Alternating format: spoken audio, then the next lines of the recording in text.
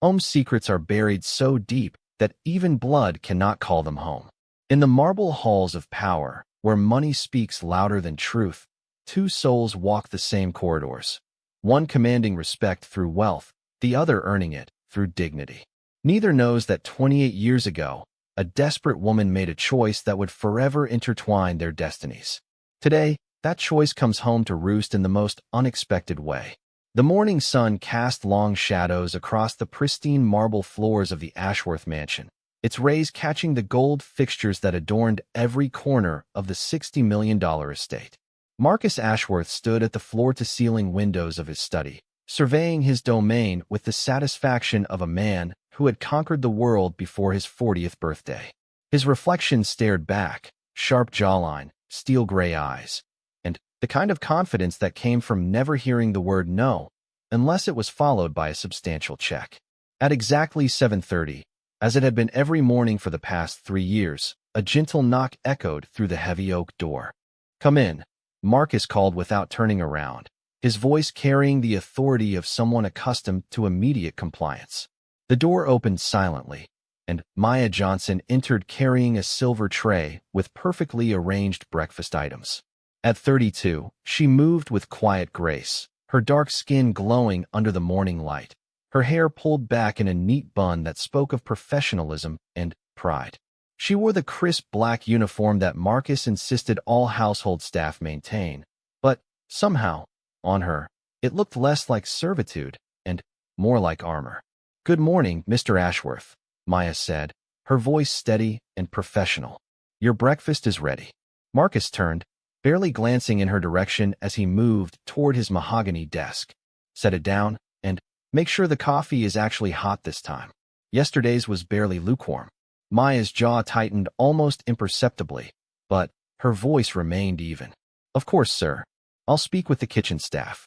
She placed the tray on his desk with practiced precision, arranging each item exactly as Marcus preferred. The man himself had already seated himself in his leather chair, scrolling through emails on his tablet without acknowledging her presence beyond his complaint. "Maya," he said suddenly, not looking up from his screen, "I'm having dinner with the Morrison board tonight. Make sure the dining room is perfect, and tell whoever's cooking that if the salmon is overcooked again, they'll be looking for new employment." "Understood, sir," Maya replied, though something flickered in her eyes, a flash of something deeper than mere irritation. As she turned to leave, Marcus called out again. "Oh, and Maya, the new housekeeping staff you recommended, they're too slow. I want them gone by the end of the week." Maya paused at the door, her hand on the handle. "Sir, Maria has 3 children and just started working here. Perhaps if we could give her a bit more time to—" "Did I ask for your opinion?" Marcus's voice cut through the air like ice. "I pay you to manage the household staff, not to run a charity. If you can't do your job without getting emotionally attached to every sob story that walks through my door, perhaps you're in the wrong line of work." For a moment, Maya stood perfectly still, her back straight, her dignity intact despite the harsh words. When she spoke, her voice was quiet but firm. The same man who had once loved Maya's mother, Diane Johnson, with a passion that had burned bright and brief in the summer of 1992. Maya had grown up knowing her father's name, but never his face. Her mother had been a young woman working as a secretary in Jonathan Ashworth's company when their affair began. It had been a secret romance, hidden from the social circles that would never accept a wealthy white businessman with a black woman, no matter how intelligent or beautiful she might be. When Diane discovered she was pregnant, Jonathan had already been engaged to Marcus's mother, Catherine, a marriage arranged more for business than love, uniting 2 powerful families. Jonathan had made his choice, offering Diane money to disappear quietly rather than disrupt his carefully planned future. Diane had taken the money, not out of greed, but out of love for her unborn child and the knowledge that fighting would only bring pain to everyone involved. Maya had learned all this on her mother's deathbed 5 years ago, when Diane finally revealed the truth she had carried for decades. Along with the revelation came a faded photograph of Jonathan Ashworth and a birth certificate that listed him as Maya's father, documents that Maya had kept hidden in a safety deposit box, uncertain what to do with the knowledge. Now, working in the home of her half-brother, Maya found herself in a situation that would have seemed impossible just years earlier. She had taken the job initially out of curiosity, wanting to understand the family that had unknowingly shaped her entire life. She had expected to work there briefly, satisfy her curiosity, and move on. But something had kept her there for 3 years. Perhaps it was the way Marcus's arrogance masked a loneliness she recognized. Perhaps it was her own complex feelings about the family connection she could never claim. Or perhaps it was simply the irony of the situation, that the brother who looked down on her as mere help was actually her equal by birth, if not by circumstance. As Maya made her way through the mansion's corridors, checking on the various household operations, she reflected on the strange turns her life had taken. She managed a staff of 12, oversaw a budget that most families would consider a fortune, and kept one of the city's most powerful men's life running smoothly. Yet in his eyes, she remained invisible, just another face in his employ. The mansion itself was a testament to the Ashworth family's success. Built in the 1920s by Marcus's great-grandfather, it had been expanded and renovated multiple times, each generation adding their own mark to the family legacy. Oil paintings of Ashworth ancestors lined the hallways, their eyes seeming to follow visitors as they moved through the house. Maya often wondered if any of them had carried secrets as deep as the ones that walked these halls today. In the kitchen, Maya found the usual morning chaos of a household staff preparing for another day of maintaining perfection. Carlos, the head chef, was already preparing ingredients for the evening's dinner party, while Sarah, the head housekeeper, was briefing the cleaning staff on the day's priorities. "How's our lord and master this morning?" Sarah asked with a wry smile. She was in her 50s, had worked for the Ashworth family for over a decade, and had developed a protective fondness for Maya that sometimes bordered on maternal. "The same as always," Maya replied diplomatically. "He wants everything perfect for tonight's dinner." Carlos nodded, wiping his hands on his apron. "When doesn't he? I swear, that man thinks the world was created specifically for his convenience." "Carlos," Maya said gently, though she couldn't entirely disagree. "Let's focus on making sure tonight goes smoothly." As the day progressed, Maya found herself moving through her usual routines with practiced efficiency. She coordinated with the gardener about the flower arrangements for the dinner table, reviewed the wine selection with the sommelier Marcus kept on retainer, and personally inspected each room that the guests might see. It was during one of these inspections that she found herself in Marcus's study, ensuring that everything was perfect for his afternoon meetings. The room was a shrine to success. Awards lined the shelves. Photographs showed Marcus shaking hands with politicians and celebrities, and his Harvard MBA hung prominently behind his desk. Maya paused at one particular photograph, a family portrait from Marcus's childhood. In it, a young Marcus stood between his parents, Jonathan and Catherine Ashworth, all of them dressed in expensive clothes and wearing the kind of smiles that spoke of privilege and security. Jonathan Ashworth looked remarkably like the man in the faded photograph Maya's mother had given her, though older and more distinguished. Looking at the picture, Maya felt the familiar mixture of emotions that always arose when confronted with images of the father she had never known. There was sadness for the relationship that might have been, anger at the choices that had been made, and a strange sense of connection to the family that had shaped her life from a distance. "Is there something wrong with my father's picture?" Maya turned to find Marcus standing in the doorway, his expression curious and slightly irritated. She realized she had been staring at the photograph for longer than appropriate. "No, sir," she replied smoothly. "I was just ensuring everything was dust-free for your meetings."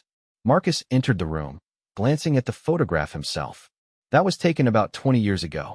My father was a great man, built this family's fortune from nothing, understood the importance of making tough decisions for the greater good."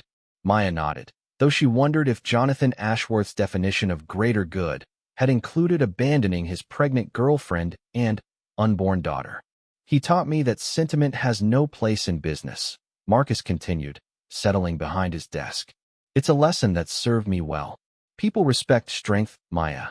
They respect those who can make decisions without being clouded by emotion." As Maya listened to Marcus speak about the father they had shared, she felt a complex mix of emotions. Part of her wanted to defend Jonathan Ashworth, to believe that his choices had been more complex than Marcus understood. But Part of her also recognized that the man Marcus described, cold, calculating, willing to sacrifice others for his own advancement, might have been exactly the kind of person who could abandon a pregnant woman without looking back. "Will there be anything else, sir?" Maya asked, her professional mask firmly in place. "Actually, yes," Marcus said, pulling out a thick file. "I need these contracts reviewed and summarized before my 3 o'clock meeting. I know it's not typically your responsibility, but my assistant called in sick, and I need someone I can trust to handle sensitive material." Maya accepted the file, surprised by the admission of trust.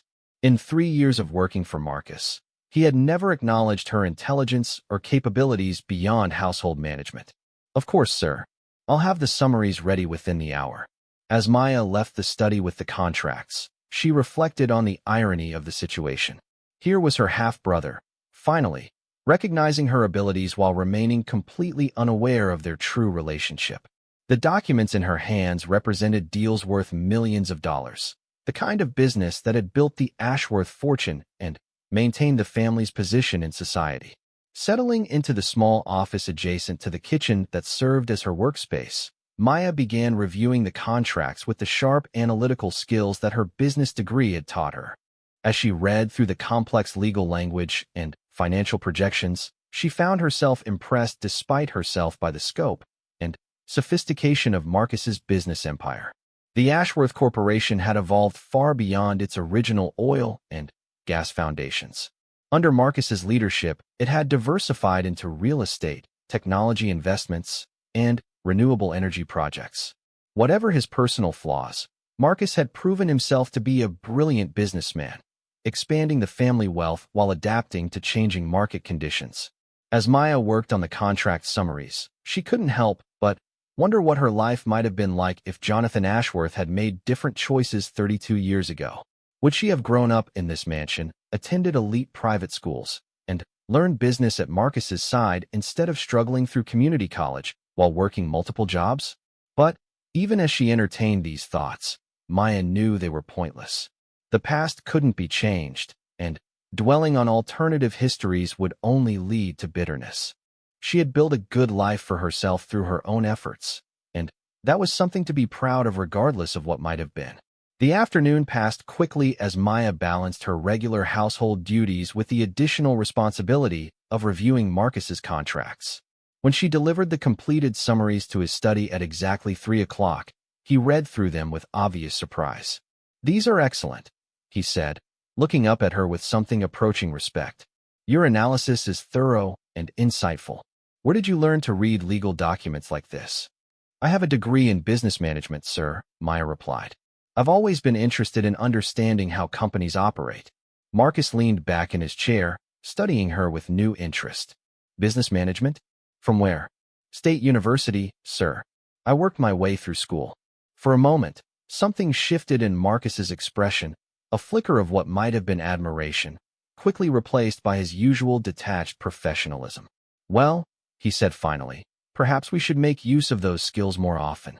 Having someone with your capabilities limited to household management seems like a waste." As Maya left the study for the second time that day, she found herself more confused than ever about her half-brother. Moments like these reminded her that beneath his arrogance and demanding nature, Marcus was still a human being capable of recognizing merit when he saw it. It made her wonder what kind of person he might have become if he had grown up with different values, or what kind of relationship they might have had if circumstances had been different. The evening's dinner party proceeded flawlessly, as Maya had ensured it would. The dining room gleamed under the light of crystal chandeliers. The flower arrangements provided elegant splashes of color without overwhelming the conversation, and Carlos's salmon was cooked to perfection. Maya moved quietly through the periphery of the gathering, ensuring that every detail remained perfect while staying invisible to the distinguished guests. As she watched Marcus charm and negotiate with some 3 weeks after the Morrison dinner party, Marcus Ashworth found himself doing something he hadn't done in years, questioning his own judgment. Maya's contract analysis had been more than excellent. It had identified potential legal pitfalls that his high-priced legal team had missed. When the deal closed with terms more favorable than he had dared hope for, Marcus realized he had been wasting a valuable resource. That morning, as Maya delivered his breakfast with her usual quiet efficiency, Marcus made a decision that would alter the carefully maintained balance of their professional relationship. "Maya," he said, setting down his coffee cup with deliberate precision, "I want you to sit down." Maya paused, her hand still holding the empty tray. In 3 years of working for Marcus, he had never invited her to sit in his presence. The request was so unusual that for a moment she wondered if she had misheard. "Sir?" she asked, uncertain. "Sit down," Marcus repeated, gesturing to the leather chair across from his desk. "We need to talk." Maya carefully placed the tray on the side table and settled into the chair, maintaining her professional posture despite the unusual circumstances. Marcus studied her for a moment, as if seeing her clearly for the first time. "Your work on the Morrison contracts was exceptional," he began. "I've been thinking about how to better utilize your skills. I'm offering you a position as my personal business analyst." The offer hung in the air between them, unexpected and significant. Maya felt her heart rate quicken, but she kept her expression neutral. "I appreciate the offer, Mr. Ashworth, but I'm not sure I understand what that would entail." Marcus leaned forward, his gray eyes intense with the same focus he brought to major business negotiations. "You would continue to oversee household operations, but you would also review contracts, analyze investment opportunities, and provide strategic input on business decisions. The salary would be substantially higher than your current compensation." Maya considered the proposal carefully. The practical benefits were obvious: better pay, more challenging work, and the opportunity to use her education in ways she had only dreamed of. But accepting would also mean deeper involvement in Marcus's life and business, making her deception more complex and morally questionable. "Why me?" she asked finally. "You have access to some of the best business minds in the country." "Because," Marcus said, and for just a moment, his carefully maintained facade slipped, revealing something almost vulnerable beneath. "You're the only person in this house who tells me the truth, even when that truth isn't what I want to hear." The honesty in his voice caught Maya off guard. She thought of all the times she had bitten her tongue, all the moments when she had wanted to challenge his arrogance but had remained silent. If only he knew how many truths she was keeping from him. "I need time to consider the offer," Maya said. "Of course. Take whatever time you need." As Maya left the study, her mind raced with the implications of Marcus's proposal. Accepting would give her unprecedented access to the Ashworth business empire and a closer working relationship with her half-brother. But it would also mean maintaining her deception on a much more intimate level. Over the following days, Maya found herself observing Marcus with new attention, trying to reconcile the arrogant billionaire she had worked for with the man who had offered her this opportunity. She began to notice things she had missed before. The way he stayed late at the office not because he loved power, but because he seemed to have nowhere else to go. The fact that his personal phone rarely rang with social calls. The carefully hidden moments when his confidence wavered just slightly before important meetings. It was during one of these observations that Maya made a discovery that would change everything she thought she knew about Marcus Ashworth. She was in his study late one evening, organizing documents he had left scattered across his desk, when she found a manila folder tucked beneath a stack of financial reports. The folder was worn and well-handled, clearly something Marcus accessed regularly but kept hidden from casual view. Maya knew she shouldn't look inside. Professional ethics and personal boundaries demanded that she simply move the folder aside and continue her work. But something about the way Marcus had hidden it, combined with her own complicated relationship with family secrets, made curiosity overwhelming caution. Inside the folder were documents that painted a very different picture of Marcus Ashworth than the one the world knew. Medical records showing treatments for anxiety and depression, therapy session notes discussing feelings of inadequacy and imposter syndrome, letters from charities thanking him for anonymous donations totaling millions of dollars, contributions that had never been publicized or used for tax benefits. But it was the last item in the folder that stopped Maya's breath entirely. It was a private investigator's report, dated just 2 years ago, detailing an investigation into Jonathan Ashworth's extramarital affairs. The report confirmed what Maya already knew, that her mother had been one of several women Jonathan had been involved with during his marriage. But It also revealed something Maya had never known. Marcus had hired the investigator not to protect the family reputation, but to find and compensate any children his father might have left behind. According to the report, the investigator had found evidence of 3 possible illegitimate children, but had been unable to locate any of them.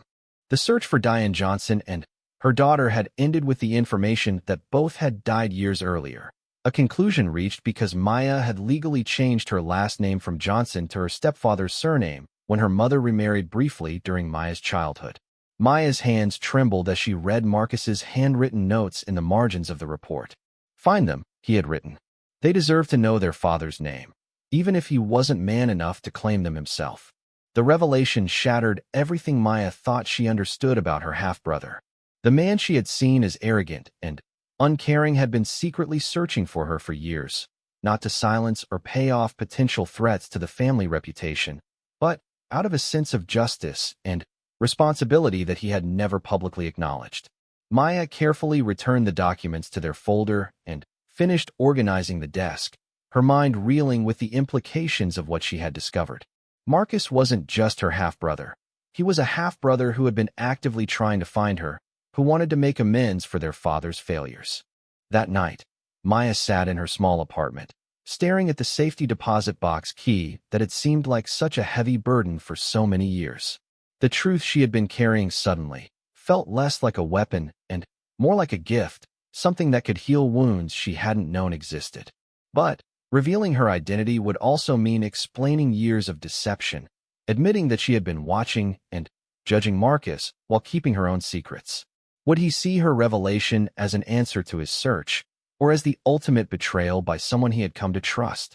The next morning brought an unexpected complication that would force Maya to confront her dilemma sooner than she had anticipated.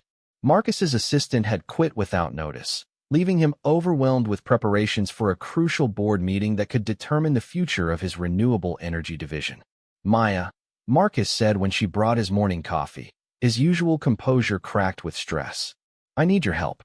The board meeting is tomorrow, and I don't have time to brief a temporary assistant on the complexities of the presentation." "What do you need me to do?" Maya asked, though she could see the answer in the scattered documents covering every surface of his study. "Everything," Marcus said with uncharacteristic vulnerability. "Help me organize this chaos, review the financial projections, make sure I haven't missed any critical details that could sink this project." Maya looked at the man who had unknowingly been searching for her for years, who carried burdens of guilt and responsibility that he shared with no one, and made her decision. "I accept your offer," she said quietly. Marcus looked up from the financial reports he had been frantically reviewing. "What?" "The position you offered me, as your business analyst." "I accept." For the first time since Maya had known him, Marcus Ashworth smiled. Not the calculated smile he wore for business associates or dinner parties, but a genuine expression of relief and gratitude. "Thank you," he said simply. "I can't tell you how much this means to me." As they worked side by side for the next 18 hours, preparing for the most important presentation of Marcus's business career, Maya saw yet another side of her half-brother. Away from the formal constraints of their usual interactions, Marcus revealed himself to be brilliant but insecure, driven but lonely, and carrying the weight of expectations that would have crushed a lesser person. "You know," Marcus said during a brief break at 2 in the morning, "I've spent most of my life trying to prove I was worthy of the Ashworth name. My father built something incredible, and I've always been terrified of being the generation that lost it all." Maya looked up from the spreadsheets she had been reviewing. "What would happen if you did lose it? Who would you be without the Ashworth Corporation?" The question seemed to catch Marcus off guard. He was quiet for a long moment, staring out at the city lights visible through his study windows. "I honestly don't know," he admitted. "I've been Marcus Ashworth, CEO, for so long that I'm not sure there's anyone else left underneath." "Maybe that's the problem," Maya said gently. "Maybe you're trying so hard to live up to someone else's legacy that you haven't had time to build your own." Marcus turned to look at her, and in that moment, Maya saw something that took her breath away. He looked exactly like their father, but his expression held a vulnerability and self-awareness that the Jonathan Ashworth in the old photographs had never shown. "How do you do that?" Marcus asked. "Do what?" See through all the bullshit to what really matters. I've had therapists and business coaches try to tell me the same thing you just said, but somehow when you say it, it makes sense. Maya's heart ached with the weight of the truth she was keeping from him. Maybe it's because I see you as a person, not just as a position or a title. Most people don't, Marcus said quietly. Most people see the money, the power, the opportunity to get something from me. They don't see the person underneath it all. Maybe you haven't let them, Maya suggested. Maybe you've been so busy protecting yourself from people who might use you that you've forgotten how to connect with people who might actually care about you. Marcus was quiet for a moment, then said, "You know, I hired that private investigator a couple of years ago to look into my father's past." Maya's pulse quickened, but she kept her voice steady. "What did you want to know? Whether he had other children, other families he abandoned?" Marcus's voice was heavy with shame that wasn't his to carry. "I found out he did, and I wanted to find them, to make sure they were okay, to apologize for what he did, even if I couldn't undo it." "What did you find?" Maya asked, though she already knew the answer. "Nothing conclusive. The investigator found evidence of relationships, but no children he could locate." "It's probably for the best," Marcus said with bitter irony. "What would I say to them? Sorry my father was a coward who abandoned you, but here's some money to make it better?" Maya wanted desperately to tell him that his father's failures didn't define him, that the fact that he had searched for his half-siblings showed a moral courage that Jonathan Ashworth had never possessed. But revealing that truth would mean revealing herself, and she wasn't ready for that conversation. Instead, she said, "Maybe you would tell them that they have a brother who cares about justice, who wanted to make sure they knew they weren't forgotten. Maybe you would tell them that they're part of something larger than their father's mistakes." Marcus looked at her with an expression she couldn't quite read. "Sometimes I think you understand me better than I understand myself." The irony of the statement hung heavy in the air between them. Maya understood Marcus better than most people could because she shared his DNA, his family history, and the burden of Jonathan Ashworth's legacy. But she also understood him because she had watched him for 3 years, seeing him in moments when he thought no one was looking, recognizing in him the same longing for family and belonging that had shaped her own life. As the night wore on, and they continued preparing for the board meeting, Maya found herself caught between admiration for the man Marcus was becoming and frustration with the circumstances that kept them apart. Every conversation brought them closer to a real connection, but also made her deception more painful to maintain. When the board meeting arrived the next afternoon, Maya watched from the back of the boardroom as Marcus presented the renewable energy project with passion and precision. She had helped him refine the financial projections and talking points, but the vision and commitment were entirely his own. As she listened to him speak about sustainable energy and corporate responsibility, Maya realized that Marcus had indeed built his own legacy, one that honored the best of what the Ashworth name could represent while moving beyond its limitations.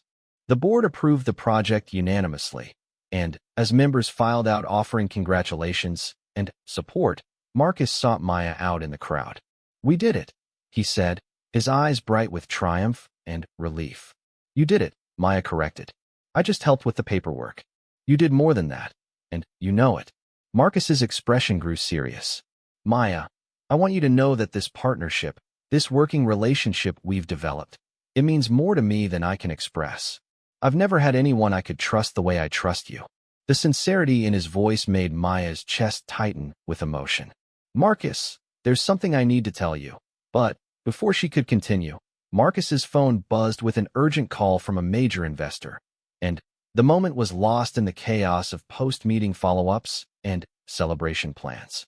That evening, as Maya sat in her apartment reviewing the morning, Maya planned to retrieve the documents from her safety deposit box.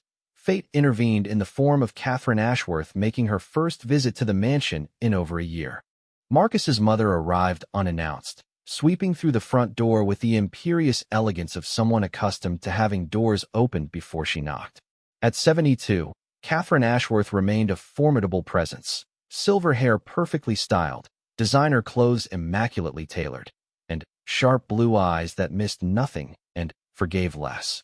Maya was coordinating the weekly grocery delivery when Sarah, the head housekeeper, rushed into the kitchen with barely concealed panic. "Mrs. Ashworth is here," Sarah announced, and the entire kitchen staff immediately shifted into crisis mode. Catherine's visits were rare but always demanding, requiring every aspect of the household to meet standards that bordered on perfection. "Is Marcus expecting her?"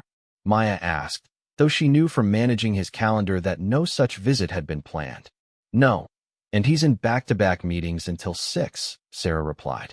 "She's asking for tea in the blue sitting room. And you know how particular she is about everything being just so." Maya nodded, pushing aside thoughts of bank visits and revelations as she shifted into the mode that had made her invaluable to the Ashworth household. "I'll handle Mrs. Ashworth personally. Make sure the good china is spotless, and ask Carlos to prepare those small cucumber sandwiches she prefers." 20 minutes later, Maya entered the blue sitting room carrying a silver tea service that would have impressed royalty. Catherine Ashworth sat ramrod straight on the antique sofa, examining the room with the critical eye of someone inspecting a military barracks. "Mrs. Ashworth," Maya said with professional warmth, "welcome back to the house. I've prepared your usual tea service." Catherine's sharp gaze fixed on Maya with the intensity of a hawk studying potential prey. "You're the household manager Marcus has mentioned. Maya, isn't it?" "Yes, ma'am." "Maya Johnson." Maya began arranging the tea service with practiced precision, aware that every movement was being evaluated. "Johnson," Catherine repeated, as if testing the name on her tongue. "Tell me, Maya Johnson, how long have you been managing my son's household?" 3 years this month, ma'am." 3 years.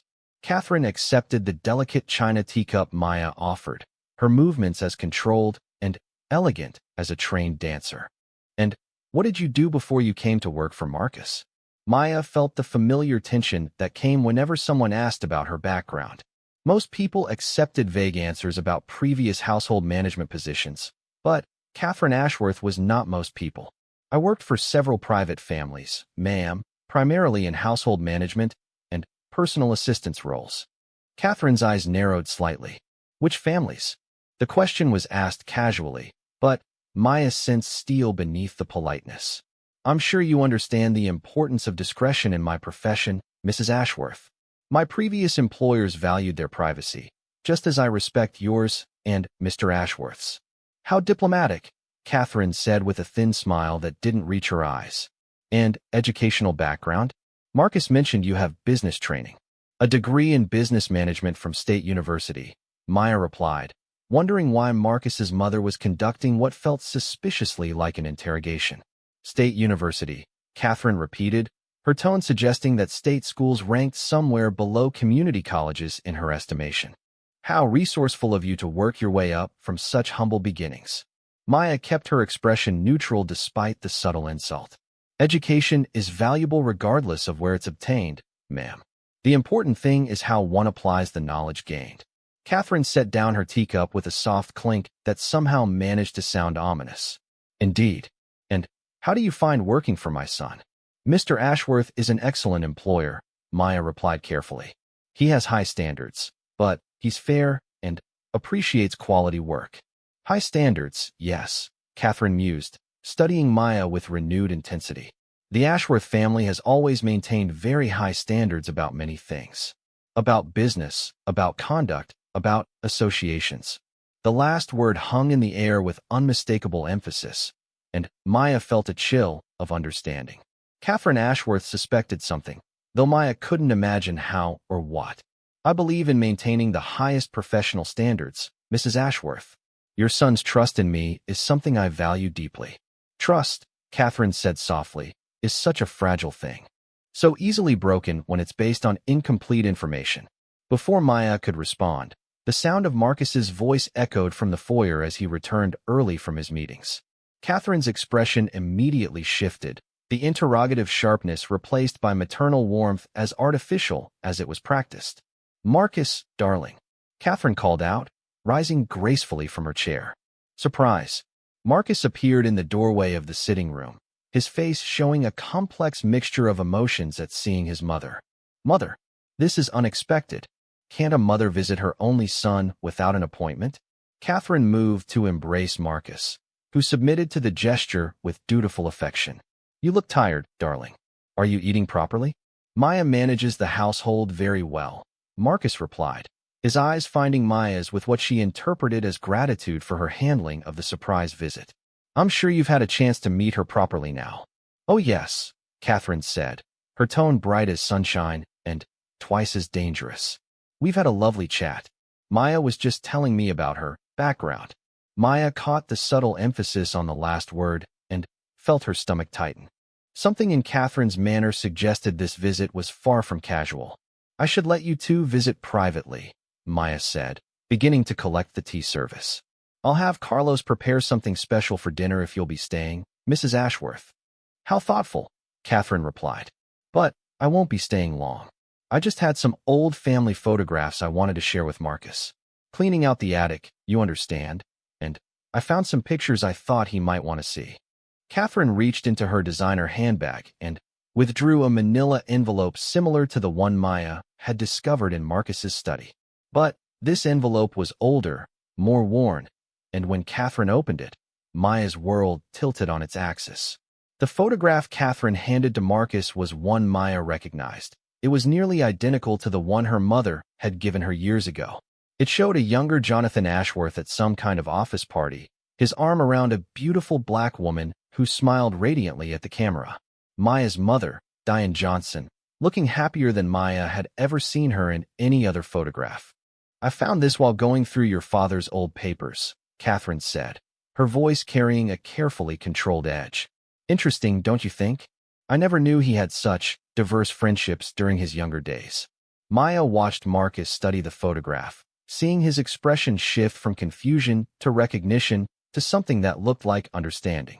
When he looked up, his gray eyes, so much like their father's, so much like Maya's own, seemed to see his mother clearly for the first time. Why are you showing me this? Marcus asked quietly. Because, Catherine said, I believe the past has a way of returning to haunt us when we least expect it, and sometimes it returns wearing familiar faces. The implication in Catherine's words was unmistakable, and Maya realized that Marcus's mother had somehow connected her to the photograph, to Jonathan Ashworth's past indiscretions. The interrogation hadn't been casual curiosity. It had been a test, a way to confirm suspicions that Catherine had harbored for reasons Maya couldn't begin to imagine. Mother, Marcus said, his voice carrying a warning that would have intimidated most people. What exactly are you trying to say? Catherine's smile was sharp as broken glass. I'm simply saying that sometimes the people we trust, the people we invite into our homes, and our confidence, aren't exactly who they claim to be. Sometimes they have ulterior motives that run deeper than simple employment. Maya felt the walls closing in around her. Whatever Catherine Ashworth suspected, she was clearly prepared to make accusations that would destroy Maya's carefully maintained cover. The irony was bitter. Just when Maya had decided to reveal the truth herself, circumstances were forcing the revelation in the worst possible way. Mrs. Ashworth, Maya said, stepping forward with dignity intact despite the danger of the moment. If you have something to say about me, I'd prefer you say it directly. Catherine turned her predatory smile on Maya. How refreshing. Direct confrontation. I appreciate that in an employee. She paused, letting the word employee hang in the air with deliberate emphasis. Tell me, Maya, do you have any family in the area? Any connections to the Ashworth family that predate your employment here? The question was a trap, and Maya knew it. Any answer she gave would either be a lie or a confession, and Catherine clearly already knew which one she expected. Marcus looked between his mother and Maya, confusion evident in his expression. Mother, what's this about? Maya's background was thoroughly checked before she was hired. Background checks, Catherine said with a laugh that held no humor, only reveal what people want them to reveal. They don't uncover family connections that people might prefer to keep hidden. Maya made a decision that surprised even her. Instead of deflecting or lying, she chose to meet Catherine's accusation with honesty. You're right, Maya said quietly. There are things about my background that aren't in any employment file.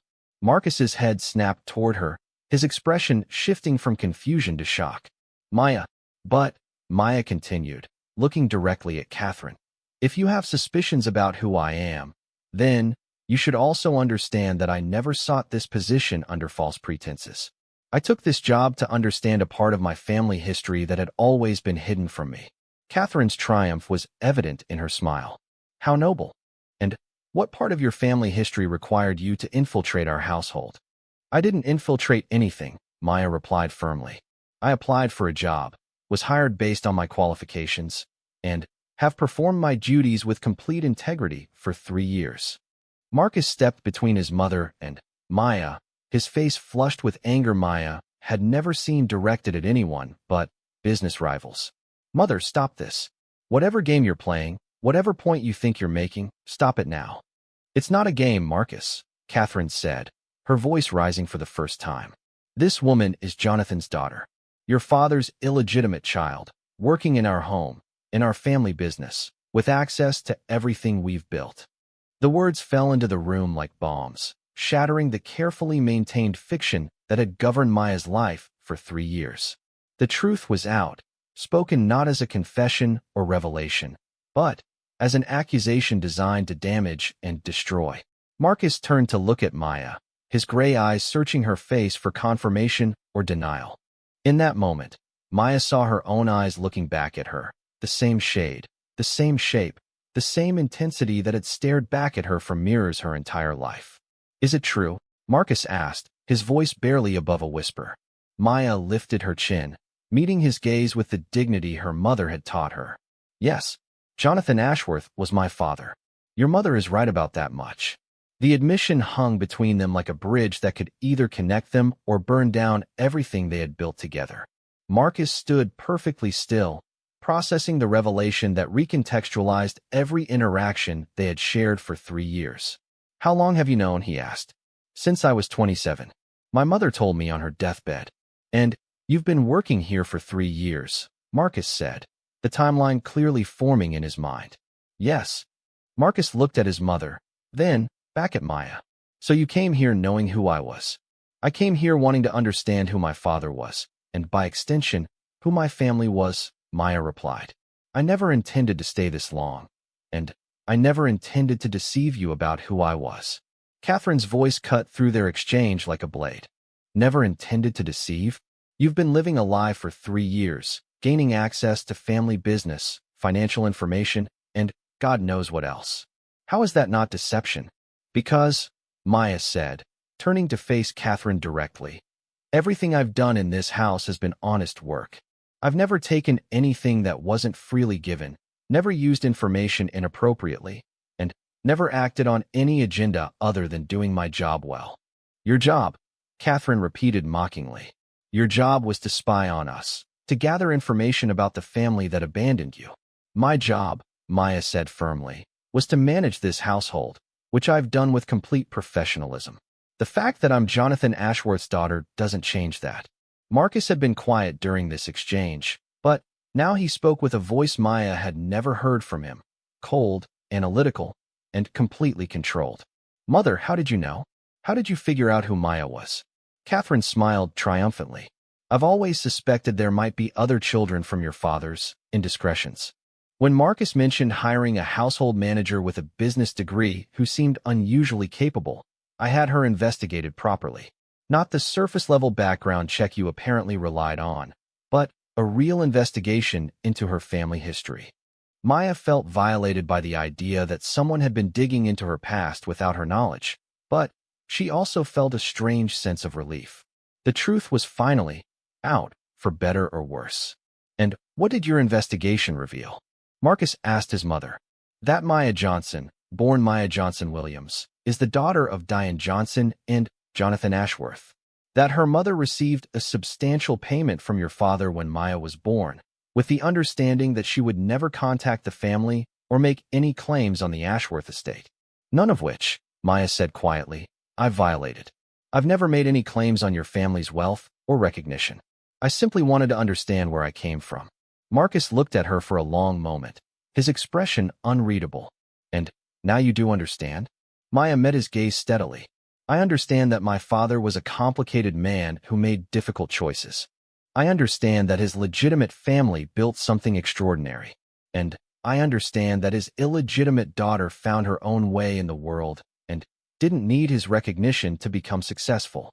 The words carried more defiance than Maya had intended, but she was tired of being treated like a threat or a problem to be solved.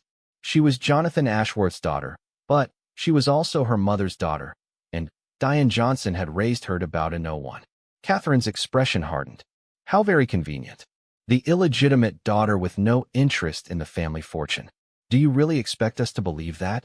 I expect you to judge me by my actions over the past 3 years, not by assumptions about my motivations. Marcus suddenly stepped forward, his decision apparently made. Maya, I need you to leave us alone for a moment. I need to speak with my mother privately. Maya nodded, understanding that this conversation needed to happen without her presence. Of course, I'll be in my office if you need anything. As she walked toward the door, Catherine called after her. This isn't over, Miss Johnson. Don't think that 3 years of good service erases the deception at the heart of your employment here. Maya paused at the doorway and turned back. Mrs. Ashworth, with all due respect, the only deception here was your son's belief that his father was the perfect man he pretended to be. I never lied about who I was. I simply didn't volunteer information that no one asked for, and that wasn't relevant to my ability to do my job. The argument between Marcus and his mother lasted for over an hour, their voices rising and falling behind the closed doors of the blue sitting room. Maya tried to focus on routine paperwork, but every sound from the adjoining room made her pulse quicken.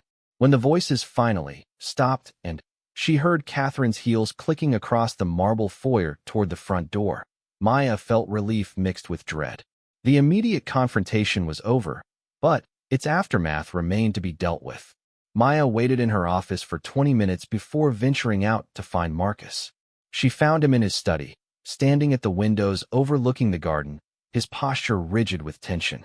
The photograph Catherine had brought lay on his desk, and Maya could see that he had been studying it. Marcus, Maya said softly from the doorway.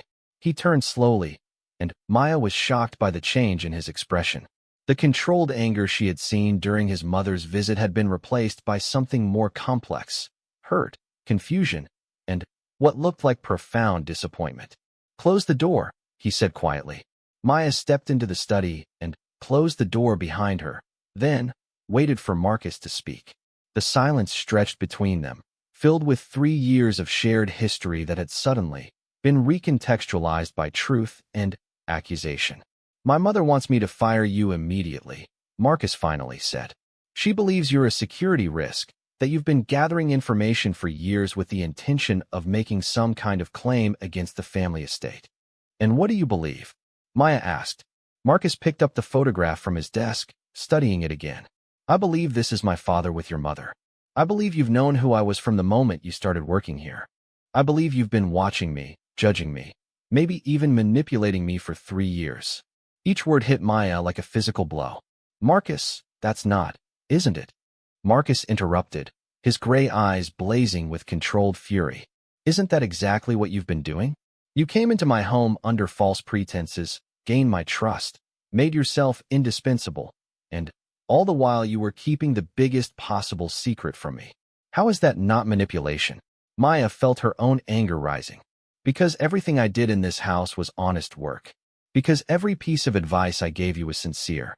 Because when I told you that you were more than just your father's legacy, I meant it. How can I believe anything you say now? Marcus demanded.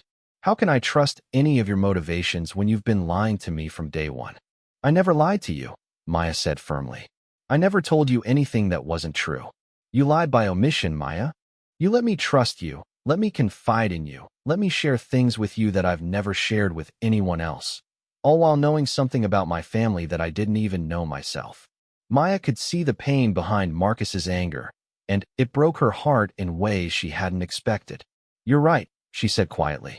I should have told you sooner. I wanted to tell you, especially after I found what? Marcus asked sharply. Maya hesitated, then decided there was no point in holding back any truths now. I found the private investigator's report, the one where you were looking for your father's other children. I found your notes in the margins about wanting to find us, to make things right. Marcus's expression shifted to something that looked like betrayal. You went through my private papers? It was an accident. I was organizing your desk one night, and the folder fell open. But when I saw what it was, when I realized you had been looking for me." Maya's voice trailed off as she realized how this revelation was making things worse rather than better. "So you knew that I was actively searching for you, and you still said nothing?" Marcus's voice was deadly quiet. "You let me continue searching, let me agonize over whether my father had abandoned other children, all while you were standing right in front of me." Maya felt tears threatening, but she refused to let them fall. "I was afraid. I was afraid that if you knew who I was, you would see me differently. That instead of Maya Johnson, the household manager who had earned your respect, I would become Maya Johnson, the illegitimate daughter who was owed something." "And weren't you?" Marcus asked.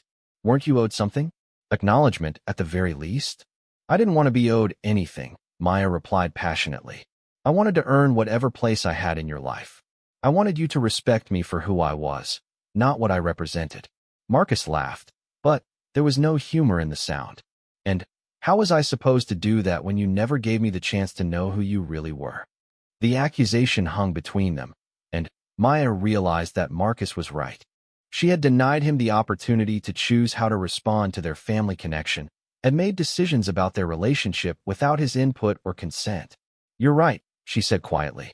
"I made choices for both of us, and that wasn't fair to you." "No, it wasn't," Marcus agreed. "And now I'm left wondering what else you haven't told me. What other secrets are you keeping? What other agendas are you pursuing?" "There are no other secrets, Marcus. No other agendas. The only thing I wanted was to understand my family history, and somewhere along the way, that evolved into wanting to understand you." "Why?" Marcus asked bluntly. "Why did understanding me become important to you?" Maya looked at the man who had unknowingly been her half-brother for 3 years, seeing in him the same loneliness and need for connection that had driven her own choices. "Because you reminded me of myself," she said honestly. "Because beneath all the arrogance and demands, I could see someone who was trying to prove he was worthy of love and respect.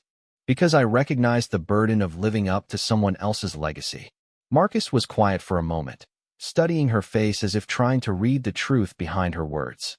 "My mother thinks you're a con artist," he said finally. "She thinks you've spent 3 years setting me up for some kind of financial or emotional manipulation." "And what do you think?" Maya asked, though she wasn't sure she wanted to hear the answer. Marcus walked around his desk and sat down, suddenly, looking older than his 40 years. "I think you're my half-sister. I think my father abandoned you, and your mother 32 years ago, and I think you came here looking for answers about the family that never acknowledged you." Maya nodded, unable to speak.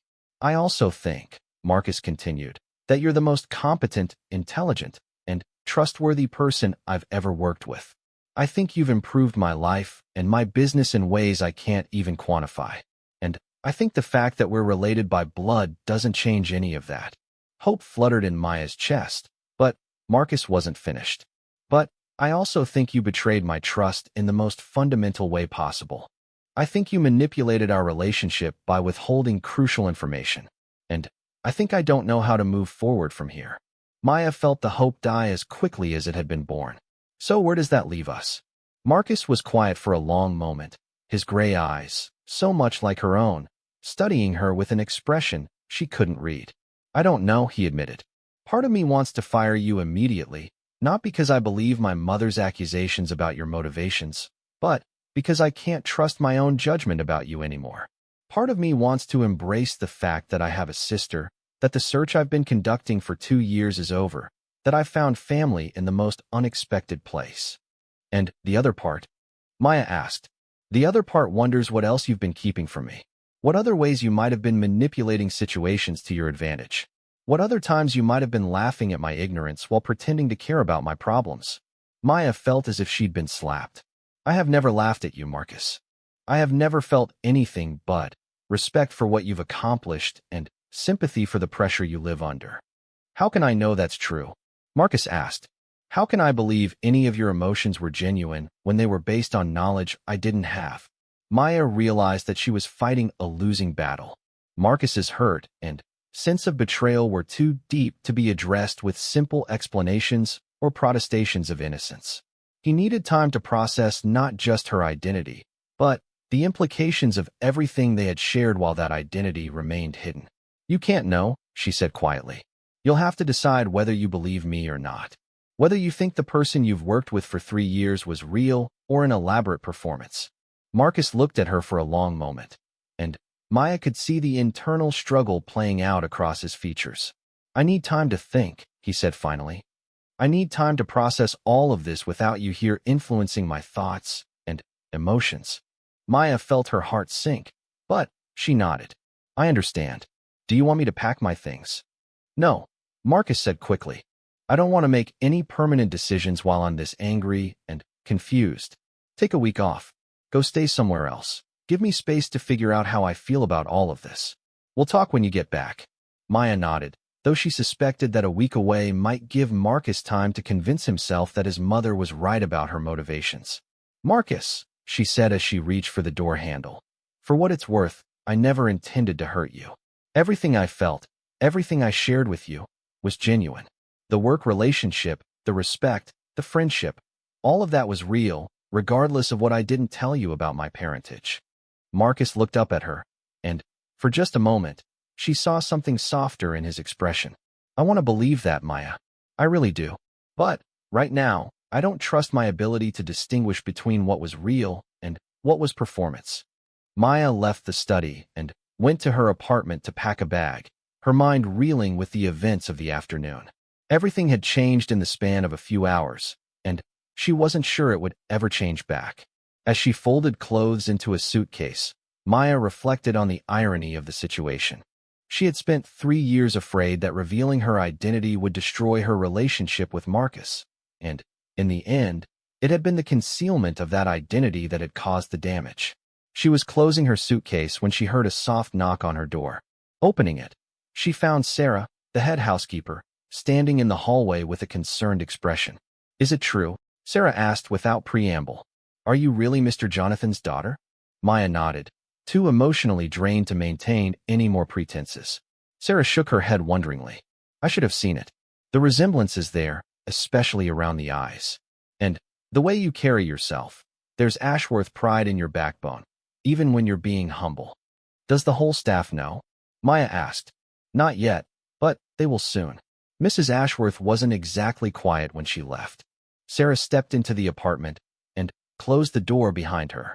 Maya, honey, whatever happens with Mr. Marcus, you need to know that you've been the best thing to happen to this house in decades. You brought dignity and kindness to a place that was all cold efficiency before you came. Maya felt tears threatening again. Thank you, Sarah. That means more than you know. Where will you go? Sarah asked. I have a friend from college who lives across town. I'll stay with her while Marcus decides what he wants to do. Sarah studied Maya's face for a moment. He'll come around. Mr. Marcus is a good man underneath all that bluster. He's just hurt right now because he cares about you more than he wants to admit. 5 days into her exile from the mansion, Maya received an unexpected visitor at her friend Jennifer's apartment. She was reviewing job listings on her laptop, preparing for the possibility that Marcus might decide their working relationship was irreparable when the doorbell rang. Jennifer answered the door and returned to the living room with a puzzled expression. Maya, there's a man here to see you. Says his name is Marcus Ashworth. Maya's heart lurched. She hadn't expected Marcus to seek her out, especially not at Jennifer's modest apartment in a neighborhood that was worlds away from his usual environment. When she walked to the front door, she found Marcus standing on the small porch, looking oddly out of place in his expensive suit, but determined nonetheless. Marcus, Maya said, surprised by how glad she was to see him despite everything that had happened between them. May I come in? He asked formally. I'd like to talk to you. Maya stepped aside to let him enter, aware of how different he looked in the small, lived-in space compared to his mansion's grand rooms. Jennifer discreetly disappeared into her bedroom, giving them privacy. How did you find me? Maya asked as they settled in Jennifer's modest living room. I asked Sarah, Marcus replied. She was very protective of your privacy, but I convinced her that I needed to see you. They sat in awkward silence for a moment, the weight of unresolved issues hanging between them. Marcus looked tired, Maya realized, more tired than she had ever seen him, with shadows under his eyes that spoke of sleepless nights. I've been thinking about everything you said, Marcus began. About your motivations, about the choices you made, about the 3 years we've worked together. Maya waited, afraid to hope, but unable to stop herself from wanting this conversation to lead somewhere positive. I also hired my own investigator, Marcus continued. Not to dig into your background. I think we've had enough of that. But to verify some of the things my mother claimed about your past. Maya felt a familiar tension. What did you find? That everything you told me was true. Your mother died 5 years ago after a long illness. You worked 3 jobs to put yourself through college. You've never made any attempt to contact my family or make claims on the estate. You've lived modestly despite having the education and ability to earn much more than you were making before you came to work for me. Marcus paused, studying her face. I also found out something my mother conveniently failed to mention. You donated most of the money your mother received from my father to charity over the years. You never used it for personal gain. Maya was surprised that his investigator had uncovered that detail. I didn't feel right keeping money that was essentially hush money. It felt too much like being paid to stay silent about my own existence. So you gave away what amounted to nearly $500,000 over the years. It wasn't mine to keep, Maya said simply. It was given to ensure my mother's silence, not to provide for my needs. I earned my own way. Marcus leaned forward, his gray eyes intense. Do you understand what that tells me about your character? What it tells me about your motivations? Maya shook her head, not trusting herself to interpret his words correctly. It tells me that my mother was wrong about you. It tells me that you never wanted anything from the Ashworth family except understanding. It tells me that when you had the opportunity to profit from your connection to us, you chose not to. Relief flooded through Maya, though she tried to keep her expression controlled. I never wanted your family's money, Marcus. I wanted to understand where I came from. And, somewhere along the way, I wanted to understand you. Marcus was quiet for a moment, then said, I owe you an apology. Maya blinked in surprise. You owe me an apology? Yes. For doubting your integrity. For assuming the worst about your motivations. For letting my hurt and anger blind me to everything I knew about your character from 3 years of working together. Marcus, I lied to you by omission for 3 years. You had every right to be angry. I did, Marcus agreed. But I didn't have the right to question whether your friendship and respect were genuine. I didn't have the right to assume you were manipulating me when everything about your behavior for 3 years demonstrated exactly the opposite. Maya felt tears prick her eyes. I should have told you sooner. I wanted to tell you, especially after I realized you had been searching for your father's other children. But I was afraid of changing everything between us. I understand that fear now, Marcus said. Because discovering who you are has changed everything between us, just not in the way either of us expected. How has it changed things? Maya asked, afraid to assume she knew what he meant. Marcus stood and walked to the window, looking out at the modest neighborhood street. Finding out you're my half-sister didn't change my opinion of you as a person or a colleague.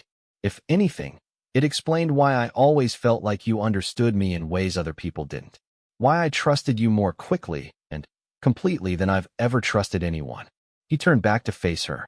But it also made me realize that I've been searching for family in all the wrong places.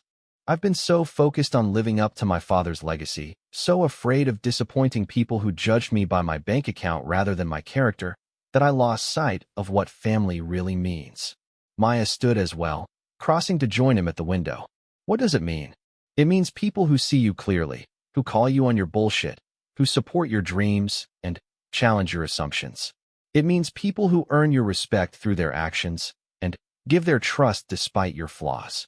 Marcus looked directly at her. It means you, Maya. You've been more family to me over the past 3 years than most of my blood relatives have ever been. Maya felt the tears she had been holding back finally spill over. Marcus, I want you to come home, he said simply. Not just as my household manager or business analyst, but as my sister. I want us to figure out what that means together. Maya searched his face for any sign of doubt or reservation, but found only sincerity and something that looked like hope. What about your mother? She made it clear that she doesn't want me anywhere near your family. Marcus's expression hardened slightly. My mother doesn't get to decide who my family is. She made that clear when she tried to use your identity as a weapon against you instead of recognizing it as the answer to prayers I didn't even know I was praying. She's afraid, Maya said, surprising herself by defending Catherine. She's afraid I'll take something that belongs to her family. And she's wrong, Marcus said firmly. You don't want to take anything from us. You've proven that beyond any doubt. But even if you did, even if you wanted to claim your share of our father's legacy, you'd have every right to do so. Maya shook her head. I don't want his money or his name or his posthumous acknowledgement. I have everything I need. Except family, Marcus said quietly. Except a brother who wants to know you, who wants to understand the sister who's been right in front of him for 3 years.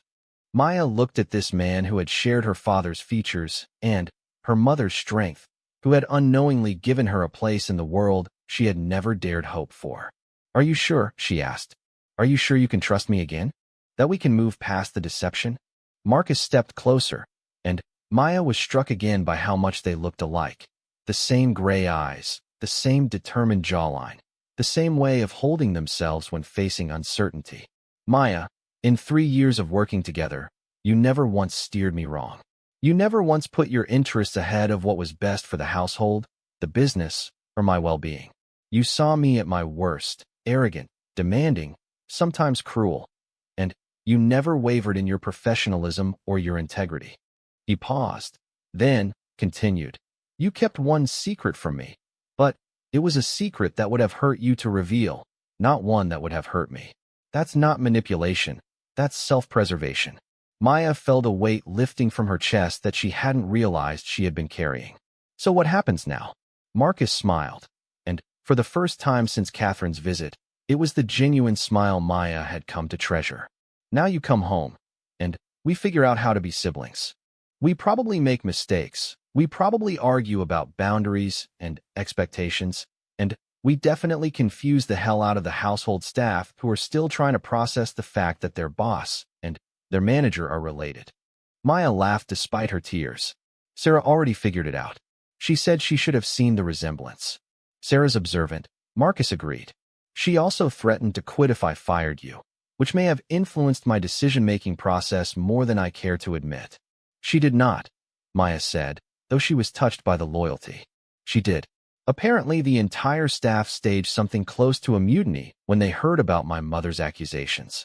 Carlos said he'd never work for anyone who would believe lies about Miss Maya's character, and the cleaning staff started talking about looking for new positions. Maya was overwhelmed by the support from people she had worked with, but never expected to advocate for her. They love you, Marcus continued. They respect you, and they were prepared to leave rather than watch you be treated unfairly. That told me more about your character than any investigation ever could. Maya wiped her eyes, trying to regain her composure. So I can come back? Only if you want to, Marcus said. Only if you're willing to deal with the complications of working for your half-brother, of figuring out how to balance family relationships with professional responsibilities. Maya thought about the mansion that had become her home, the work that had become her passion, and the brother she had watched from afar for 3 years without daring to hope for a real relationship. I want to come back, she said. I want to figure out what it means to be your sister. Marcus's smile widened. Good, because I have a lot of questions about our father, about your mother, about what you remember, and what you've wondered about. And I want to share stories about our grandmother, his mother, who would have loved you. I'd like that, Maya said softly. Marcus stood and extended his hand formally. Maya Johnson, would you like to come home? Maya looked at the hand extended to her, an invitation, an acceptance, and a bridge between the past and the future. She took it, feeling the strength and warmth of a connection she had never dared dream possible. Yes, she said. I'd like to come home. The ride back to the mansion was quiet, both siblings lost in their own thoughts about the future they were choosing to build together. When they pulled up the familiar circular drive, Maya felt a sense of homecoming that was deeper and more complex than anything she had experienced before. Sarah met them at the front door, her face breaking into the first genuine smile Maya had seen in days. Welcome home, Miss Maya, she said warmly. Your office is exactly as you left it. Thank you, Sarah, Maya replied, understanding that the greeting was about more than just her return to work. As they walked through the mansion's halls together, Marcus turned to Maya. There's one more thing I want to share with you. Something I've never told anyone. Maya waited, curious. I always felt alone growing up in this house, Marcus said. Even with my parents, even with all the privilege and opportunity, I always felt like I was missing something essential. Like there was a piece of family that I couldn't quite define, but desperately needed. He paused at the foot of the grand staircase, looking up at the portraits of their ancestors. I think I was missing a sister, he continued. I think I was missing you, even though I didn't know you existed. Maya felt tears threatening again. I felt the same way. Like there was family out there that I couldn't reach, connections I couldn't claim. Well, Marcus said, now we can claim each other. Now we can figure out what the Ashworth family looks like when it includes all of its members, not just the ones who were publicly acknowledged. Maya looked around the mansion that had been her workplace for 3 years and was now truly her home. She thought about the journey that had brought her here, the secrets that had divided them, and the truth that had ultimately united them. I have one request, she said to Marcus. Anything. I want to keep working, not just as your sister, but as your business partner. I want to earn my place in this family through my contributions, not just my DNA. Marcus studied her face for a moment, then nodded. I wouldn't have it any other way. But I reserve the right to give you brotherly advice, even when you don't want it. And I reserve the right to ignore that advice when you're being unreasonable, Maya replied with a smile. Deal, Marcus said, extending his hand for another formal shake. As Maya shook her half-brother's hand in the foyer of their father's house, she reflected on the strange ways that family could find itself. She had come to this mansion looking for answers about her past, and instead had found a future she never could have imagined. Outside, the sun was setting over the gardens, casting long shadows through the windows, and painting the marble floors with golden light. For the first time in her life, Maya felt like she was exactly where she belonged, not because of blood or obligation, but because of choice and love and the kind of family that people build for themselves when they're brave enough to tell the truth. The arrogant billionaire had discovered that his black maid was his half-sister, and in that discovery, both of them had found something they hadn't known they were looking for, a family connection based on respect, understanding, and the courage to move beyond the failures of the previous generation. As Maya settled back into her office that evening, she found a small wrapped package on her desk. Inside was a photograph, the same family portrait she had seen in Marcus's study, but this one had been carefully altered. Using what must have been considerable skill and expense, someone had added a young black woman to the family grouping, standing beside Marcus with the same gray eyes and confident posture. The note attached was in Marcus's handwriting. This is what the family portrait should have looked like if our father had been the man he should have been. Now we can build the family he was too afraid to claim. Maya carefully placed the photograph on her desk where she could see it every day, a reminder that families could be rebuilt and that the sins of one generation didn't have to define the next. She had found her brother, and he had found his sister, and together they would figure out how to honor their shared past while building a shared future. The mansion settled into its evening quiet around them, and for the first time in its long history, it felt like a home that welcomed all of its children, regardless of when or how they arrived at its doors. Maya wished she could share Sarah's optimism, but Marcus's words about trust and manipulation echoed in her mind. She had damaged something precious, and she wasn't sure it could be repaired. An hour later, as Maya's taxi pulled away from the mansion, she looked back at the only place that had ever felt like home to her. The irony wasn't lost on her that it had been her father's house, the place where she might have grown up if circumstances had been different. Now it remained to be seen whether the brother she had never known she wanted would be able to forgive her for the secret that had defined their entire relationship, or whether the truth she had finally revealed would cost her the family connection she had spent 3 years afraid to claim. The city lights blurred past the taxi window as Maya headed toward an uncertain future, carrying with her the weight of revealed secrets and the hope that love between siblings might prove stronger than the deception that had kept them apart. She left the room before Catherine could respond, closing the door on a conversation that would determine not just her future employment, but the possibility of any relationship with the half-brother she had come to respect and care for more than she had ever intended. In her small office, Maya sat staring at the safety deposit box key that now seemed almost mocking in its irrelevance. The truth was out, but not in the way she had planned or hoped. Instead of being a gift freely given, It had become a weapon used against her, and she wasn't sure the relationship she and Marcus had built would survive the impact. Through the closed door, she could hear voices rising and falling in heated conversation. Marcus and Catherine were arguing about something, but Maya couldn't make out the specific words. She could only wait and wonder if she had just lost the closest thing to family she had ever known, just as she was beginning to understand what that family connection might have meant to both of them. Hence of the day, she realized that her relationship with Marcus had reached a turning point. They were no longer just employer and employee, or even colleagues. They had become something approaching friends, and that friendship was built on a foundation of trust that her deception was slowly eroding. The safety deposit box key felt heavier than ever as Maya held it that night.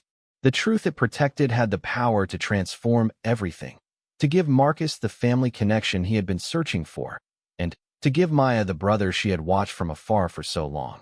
But it also had the power to destroy the relationship they had carefully built, to reveal the lie at the heart of everything they had shared. As she prepared for bed, Maya made a decision. Tomorrow, she would go to the bank and retrieve the documents that proved her identity. It was time to trust Marcus with the truth, and to trust herself with the consequences of that revelation. Outside her window, the city lights glittered like stars, and Maya fell asleep planning the words she would use to tell her half-brother who she really was, hoping that the foundation of trust they had built would be strong enough to survive the earthquake of truth that was coming. Of the city's most powerful business leaders, Maya had to admire his skill. Whatever his personal shortcomings, he was undeniably gifted at reading people and situations, finding exactly the right words to advance his interests while making his dinner companions feel valued and heard. Later that evening, after the guests had departed and the staff had finished cleaning, Maya found herself alone in the mansion's grand foyer, checking that everything was secure for the night. The house felt different in these quiet moments, less like a showplace of wealth and more like what it really was, a home where real people lived real lives, even if those lives were more complicated than they appeared on the surface. As she climbed the staff staircase to her small apartment on the third floor, Maya reflected on the day's events. Marcus's unexpected recognition of her abilities had opened a door she hadn't known existed. For the first time in 3 years, he had seen her as more than just another employee. It was a small step, but perhaps it was the beginning of something larger. In her apartment, Maya pulled out the safety deposit box key she kept hidden in her jewelry box. She held it for a long moment, thinking about the documents and photographs that waited in the bank vault downtown. The proof of her parentage, the evidence that could change everything if she chose to reveal it. But not tonight. Tonight, she was simply Maya Johnson, a woman who had worked her way up from nothing to manage one of the city's most prestigious households. Tomorrow would bring its own challenges and opportunities, and she would meet them with the same dignity and determination that had brought her this far. As she prepared for bed, Maya couldn't shake the feeling that something was changing in the mansion's carefully ordered world. Marcus's recognition of her abilities felt like a crack in the wall he had built around himself, and she wondered what other revelations might emerge if that wall continued to crumble. Outside her window, the city lights twinkled like distant stars, and Maya fell asleep wondering what secrets tomorrow might bring to the house, where two half-siblings lived unknown to each other, separated by years of hidden truth, and connected by bonds of blood that neither yet understood.